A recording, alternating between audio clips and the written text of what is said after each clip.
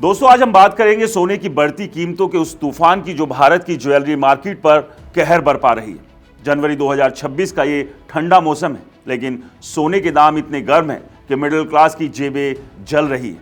कल तक जो 10 ग्राम सोना 70 से 80 हजार में आ जाता था, आज वो 1,40,000 के ऊपर जा चुका है। 24 कैरेट का रेट करीब 1,42,000 से 1,43,000 रुपए प्रति 10 ग्राम तक, और ये बढ़ोतरी रुकने का नाम नहीं ले रही।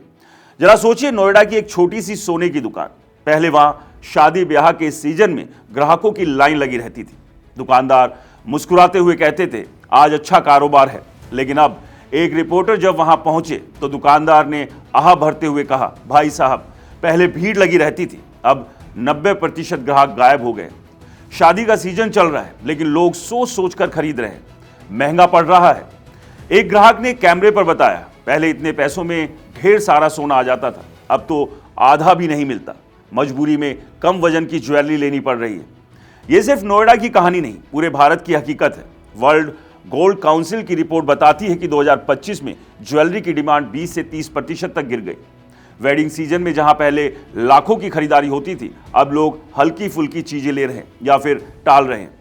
बड़े ब्रांड्स शोरूम जैसे टाइटन, कल्याण ज्वेलर्स तो किसी तरह चल रहे हैं, क्योंकि वहां हाई टिकट वैल्यू और स्टड ज्वेलरी यानी डायमंड वाली की बिक्री से वैल्यू ग्रोथ हो रही है। लेकिन छोटी दुकानें वो रो रहे हैं। दुकानदार कहते हैं इस तरह दाम बढ़े तो हम बंद हो जाएंगे। मेकिंग चार्जेस, वेस्टेज सब ऊपर से, ग्राहक भाग रहे हैं।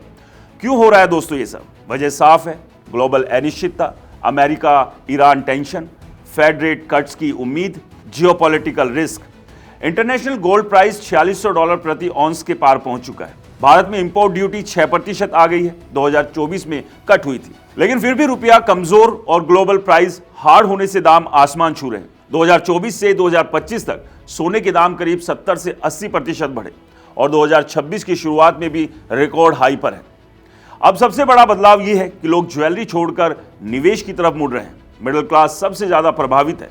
पहले शादी में भारी ज्वेलरी खरीदते थे, अब 24 कैरेट के बिस्किट, कॉइन्स या गोल्ड ETF में पैसा लगा रहे हैं। वजह, ज्वेलरी में मेकिंग चार्जेस 10 से 20% एक्स्ट्रा लगते हैं, जबकि प्योर गोल्ड में नहीं। वर्ल्ड गोल्ड काउंसिल के एक्सपर्ट्स कहते हैं कि इन्वेस्टमेंट डिमांड 13 से 15% बढ़ी है, जबकि ज्वेलरी 26% गिरी।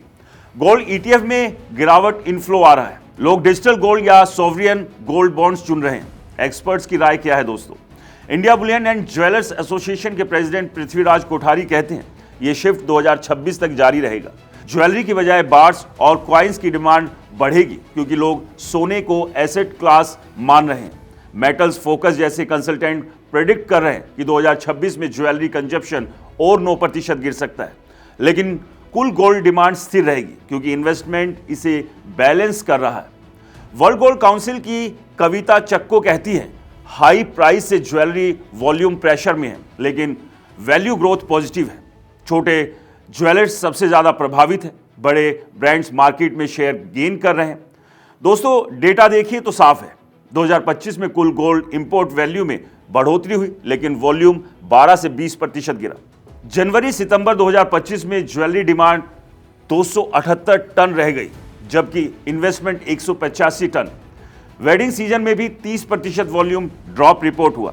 छोटे शहरों और गांवों में तो और बुरा हाल है, वहां लोग पुराना सोना बेचकर या लोन लेकर काम चला रहे हैं। तो क्या ये ब्रेक हमेशा रहेगा? दोस्तों एक्सपर्ट्स कहते हैं कि अगर प्राइस स्टेबल हुए तो डिमांड वापस आएगी, लेकिन अगर जियोपॉलिटिकल टेंशन बढ़ी तो ये और ऊपर जाएगा। मिडिल क्लास के लिए सलाह यही है, अगर निवेश करना है तो कॉइन्स या ETF लो, ज्वेलरी के लिए इंतजार करो या लाइट वेट डिजाइन चुनो। भारत सोने का दीवाना है, ये प्यार नहीं जाएगा, बस रूप बदलता रहेगा। ये थी सोने की महंगाई की कहानी। एक तरफ चमक, दूसरी तरफ मिडिल क्लास की आह।